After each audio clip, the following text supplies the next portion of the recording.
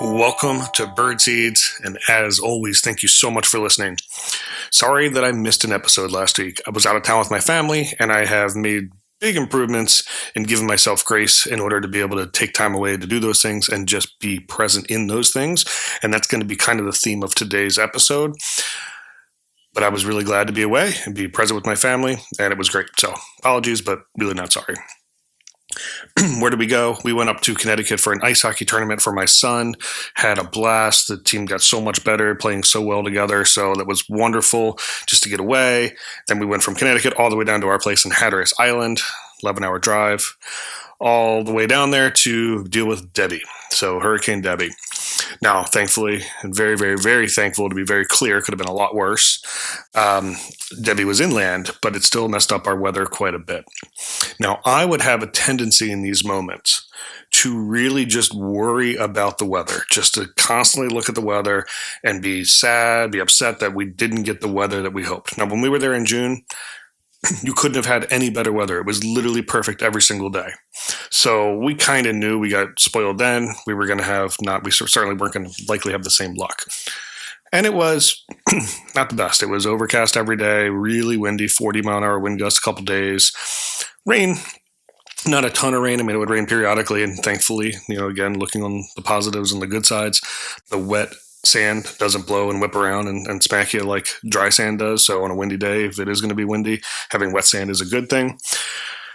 But I didn't let it get to me this time. I stayed present. I didn't get in the worry about, well, every day is going to be bad and it is what it is. I was able to sort of stay present, look outside and go, there's a little bit of sun, let's go. And we got to the beach every day.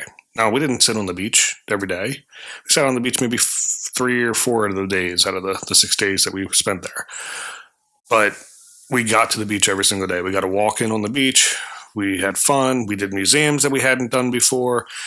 Went to the New Lost Colony Museum, which I will do a whole episode on that. There's a book that I read when I was down there in June that I want to review here, and met the author actually at the museum that he created. It was awesome. We did the Graveyard of the Atlantic Museum, which is all the shipwrecks over there, and that's been redone the first time there since I redid it. Really nice. The Native American Museum in Frisco, right across from our house, hadn't been there since I was a kid.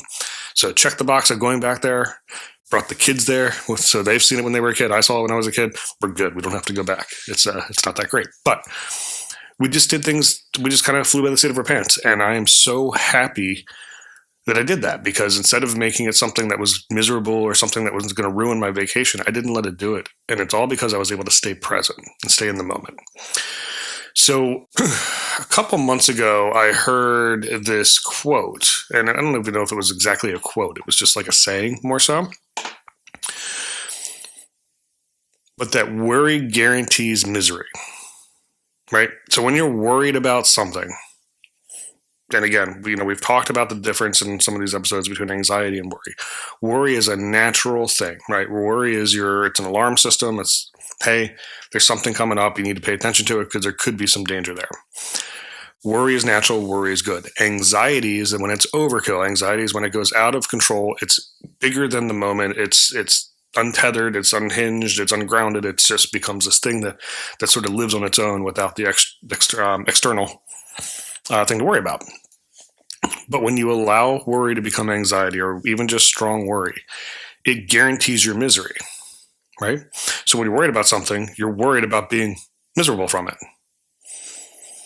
So if that event happens, or that's the thing's coming, or whatever you're worried about, you have a choice. If you continue to worry about it, and certainly if you let that get to anxiety, you're going to be miserable because you're worrying about it. The thing that you're fearful of may not happen.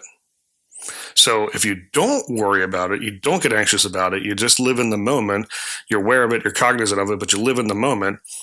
If that thing happens, you're going to be miserable, but you were going to be miserable anyway. If that thing doesn't happen, you were never miserable. Does that make sense? So when you worry, you are guaranteeing that you will be miserable through this process. Whereas if you can shut that down, live in the moment, be present, who knows if that even is going to happen. I have found that most of the time, the things that I get really anxious about are way overkill. If they do happen, they never happen to the extreme that I worry them to happen.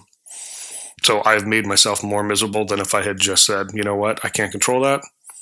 I'm aware of it. I'm cognizant of it. but I'm not going to let it take over. So don't let your worry guarantee your misery. Thanks for listening. Birdseeds. Have a wonderful day.